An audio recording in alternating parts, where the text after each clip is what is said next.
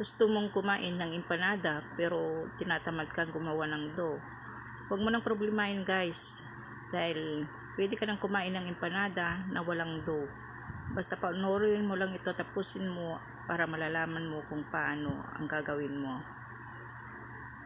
Yan guys, una mag-gisa muna tayo ng bawang sibuyas, tapos yung manok na hiniwa-hiwa natin ng maliliit, igisa natin hanggang sa mag-iba ang kulay, tapos lagyan natin ng asin, paminta, saka seasoning granules. At pagkatapos nyan guys, lagyan natin ng oyster sauce, konting soy, tapos ilagay na natin yung patatas at carrots. Yung patatas at carrots guys, hiniwa-hiwa ko na rin ng maliliit na cubes. Tapos takpan natin hanggang maluto. Tapos nyan, maglagay tayo ng tubig kung kulang yung tubig na. Tapos pagkaluto natin ng filling, ang isunod naman natin gawin ay alisin natin yung nasa gilid ng tinapay na sliced bread.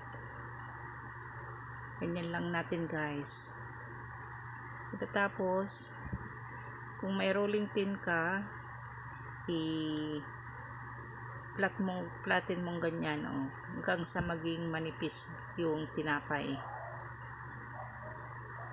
Ulit-ulitin lang guys yung proseso hanggang matapos, hanggang maubos yung tinapay. Pagkatapos yung gilid-gilid ng tinapay, lagyan natin ng itlog para dumikit siya, hindi bumuka. Yan, lagyan na natin ng filling, yung ginisa natin kanina, tapos ganyan mo lang o dikit mo. O tapos na. Ganyan lang, ulitin mo lang guys. Pagkatapos nating malagyan lahat, mag-beat tayo ng itlog na 2 at doon natin i-dip yung ginawa natin. Yan, i-dip natin yan sa itlog, tapos ikot natin sa breadcrumbs. Ayan, ganyan lang guys, madali lang.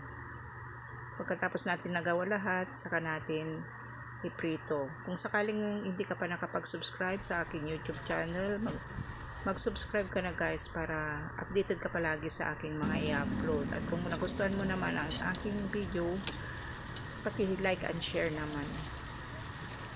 At sana may natutunan ka na naman sa aking video ngayon.